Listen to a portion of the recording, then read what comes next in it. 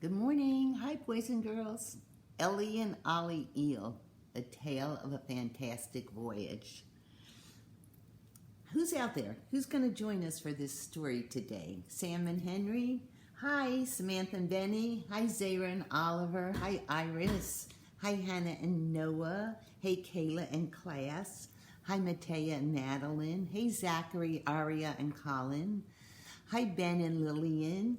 Hi, Reese and Danny at Miss Shirley's. Reese and Danny, I'm so glad you answered all my questions that I asked. Miss Shirley told me. So I'll try to ask you some more questions today, so you listen carefully, okay? And hi, reading teacher Ron. Ron, I don't know if you know about this book. So this is a very interesting book. And if you like this book, there's all different books about the sea and different creatures and animals, and all based on true facts. So this is a great book for young children. Okay, let's get started. A Tale of a Fantastic Journey, a Fantastic Voyage. And this book belongs to Oliver. Oliver, I borrowed it from your house. I'll give it back to you, okay? Ellie and Ollie. Now, Mimi, I didn't have an eel nearby to bring over, so I just brought some whatever little toy fish that I had for the story. And I brought this funny little toy because it reminds me of an eel. Ellie and Ollie were big, slippery eels.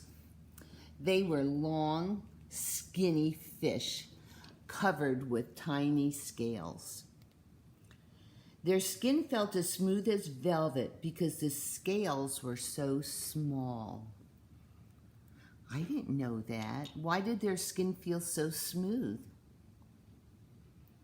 Right, who said because their scales were so small? That's right. Ollie lived most of his life in a bay near the ocean. But when Ellie was young, she swam and wiggled her way up a river. Ellie stayed in the river until she was 7 years old. Then she swam down the river to the bay. It was there that she met Ollie.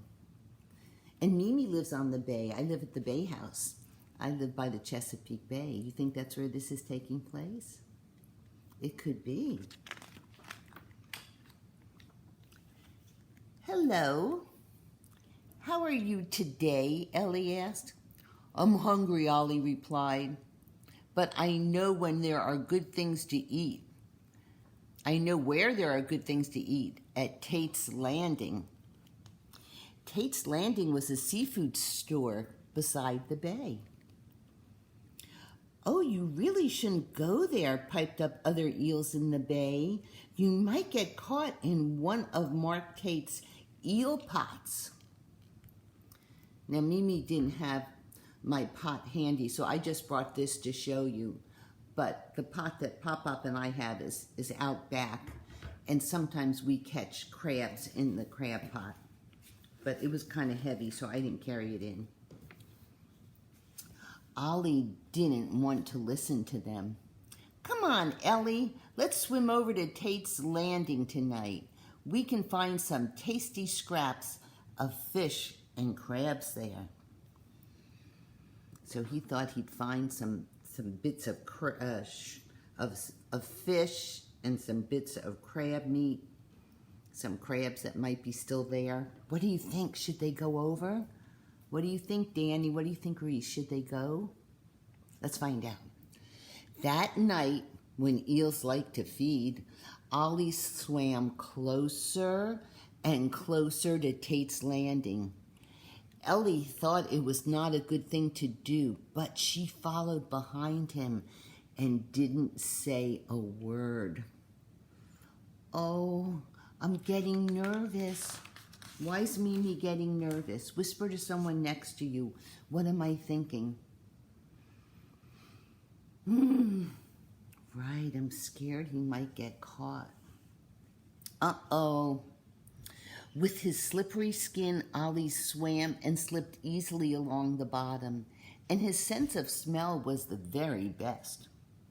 Ollie could smell things he liked to eat as he swam near Tate's landing. Suddenly, he slipped inside one of Mark Eel's pots and was trapped. Is that what I was afraid of? Is that what you were afraid of? Right. Ellie swam up near him right away. She was trapped too. Oh no, boys and girls, what are they gonna do? Okay, you think they'll get out? Let's find out. Other eels were in the pot, squirming and squirming. Oh, you shouldn't have come in here, they cried. You won't be able to find your way out. Soon, Mark came along and lifted the pot. He sold eels to fishermen for bait, so he was happy when he saw all those eels. You think he's going to sell them? Let's see. A fisherman and his wife came to Tate's landing. They gave Mark a big nickel for a bag full of eels. A big nickel is what Mark called a coin worth 50 cents. So Mimi's going to show you. This is a regular nickel. You've seen those before, right? You probably have some. This is what he called a big nickel. It's a coin worth 50 cents. Another name for it is a $50. Oliver, do you remember? Remember the one I gave you on your half birthday? So now you know why it's called a big nickel? Because it's bigger than a nickel. I've never heard that before, but that's a nice little story. So if you get a 50-cent piece, you might want to save it because they're kind of special and rare. You don't find them a lot. They put the bag in their truck and down the road they went. Ellie and Ollie and all the other eels squirmed and squirmed in that bag. Why do you think they were squirming? Yeah, they wanted to get out, didn't they? Suddenly, the bag of eels broke open. The fisherman's wife screamed and jumped up and down in the truck. Ah, ah, ah! And those slippery eels just kept on squirming. The fisherman stopped the truck and opened the door. Let's get out of here, cried Ellie. And Ellie and Ollie and all the other eels squirmed out of the truck. Yay, let me hear you cheer.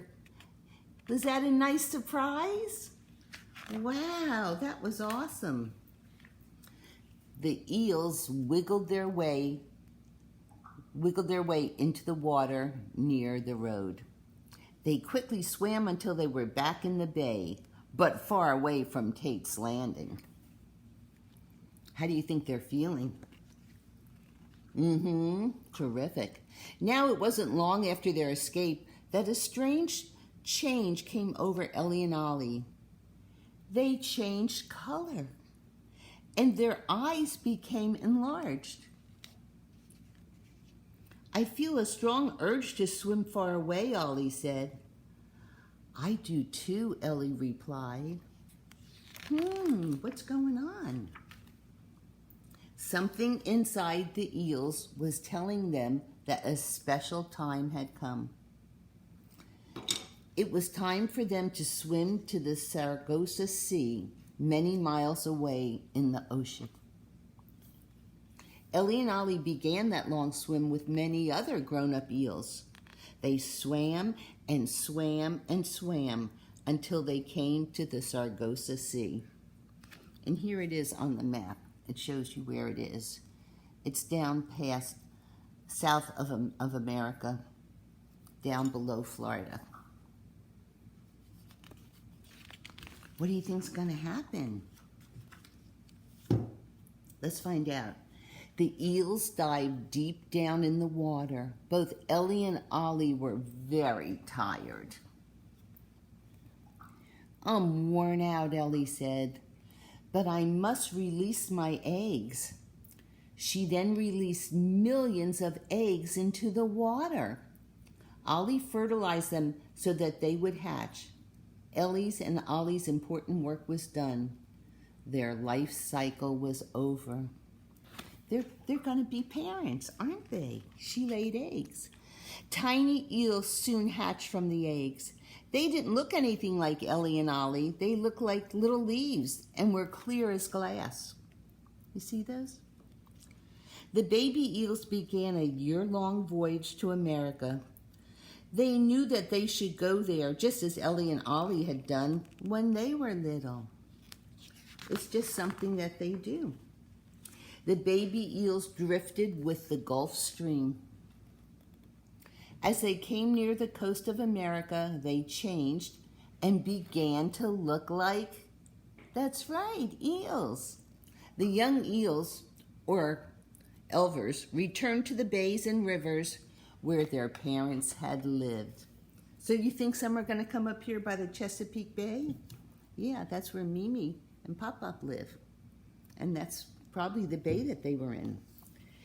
It was truly a fantastic voyage, for they found their new homes all by themselves. How did they know that?